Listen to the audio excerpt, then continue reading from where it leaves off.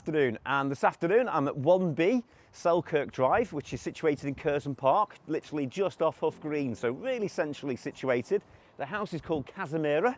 Like I say, it's 1B, and it's one of the first detached houses as you enter Curzon Park.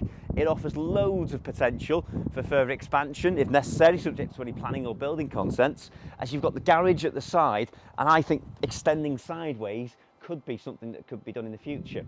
I always say could because it's necessary to speak with the planners and what have you first.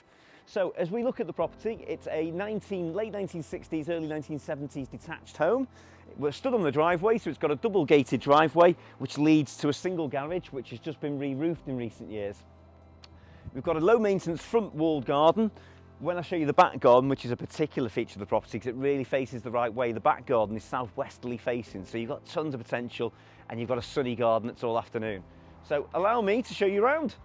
So I reckon you could get 2 or 3 cars onto the driveway, but there's lots of on-street parking here. You've got the block paved pedestrian pathway and a further pedestrian gate there.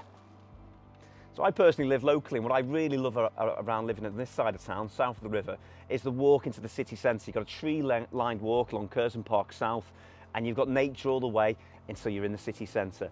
Hough Green is just behind me, where you've got the huge Westminster Park, so you've got bowling green, you've got cricket pitches in the summer, football pitches, loads of places to take a walk, places for children's play as well. So it's a really convenient area, and we're but a mile and a half away from the city centre. I've walked it in 10 to 15 minutes from here. So I'll take you around the house now.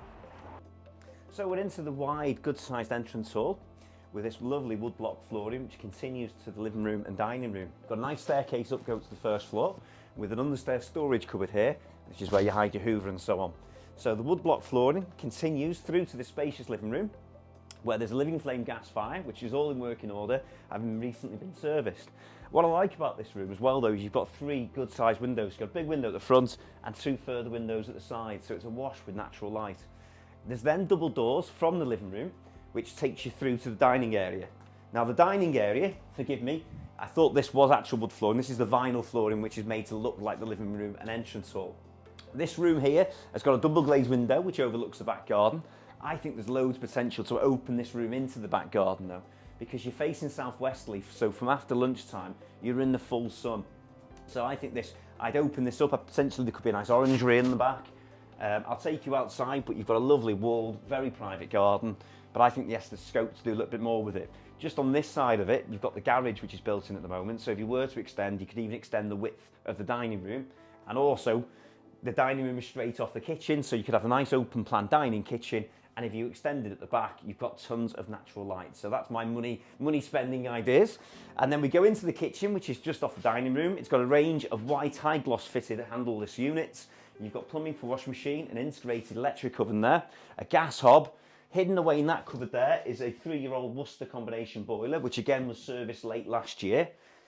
And you've got space for a large fridge freezer. Double glazed door from the kitchen takes us out into the back garden, which we're on a typical British spring day, so it's sunny now, it'll be hailstoning in a minute. So back garden, completely walled, which I think is such a great thing. It just gives you that feeling of enclosure.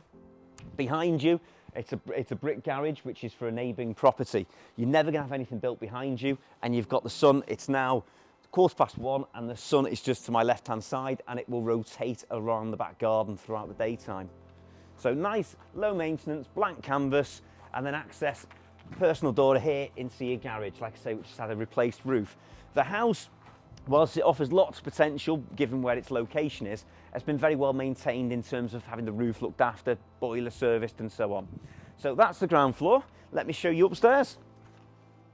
Okay, so I'm situated on the first floor. We've been joined by a 15-year-old Australian Terrier, Buddy, who's taken us around the property. So I've been given the tour by Buddy the dog. I'm onto this really good sized landing here, which is a really generous size. You've got a good storage airing cupboard in here. Obviously it's a combi boiler, so that's full of shelving in there now. We've got 3 really good sized bedrooms. Your loft access is there. The owners tell me the loft has been boarded to the majority for storage purposes. And then into the master bedroom, really good sized room. You've got the stripped exposed varnished floors and 3 really good windows. So again, another really bright room in here. So nice sized double room. You've got nice views up Selkirk Drive into Curzon Park, and then further views back onto Selkirk Drive. Hello, buddy. So I'm negotiating the house with Buddy the dog. And then in here, we've got a good sized wardrobe, which goes back a decent way. So back onto the landing. We've then got bedroom 2. Another excellent sized room. This one is actually en suite, so I say bedroom 2, you'd probably use this as your main bedroom, particularly with it being at the back of the house, and it's a nice light room because you get in the afternoon sunshine. So another double wardrobe here. So there's one on either side. So again, if you wanted to extend one room more than the other, you could push one wardrobe into the next room, if that makes any sense. So there's room there to expand one room or the other. Again, 2 nice sized windows. These 2 windows have been replaced, so these are nice new UPVC double glazed windows. But like I say, your vista here is true west, and you can actually see the snow-topped hills in the very distance. Behind you, these are some garages which belong to the next development, which is next door, which is called Dolphin Court. And then there's a service lay-by to the right-hand side, which is in fact, I'm told, a very old Roman road. That was your road out of Chester quite a long time ago.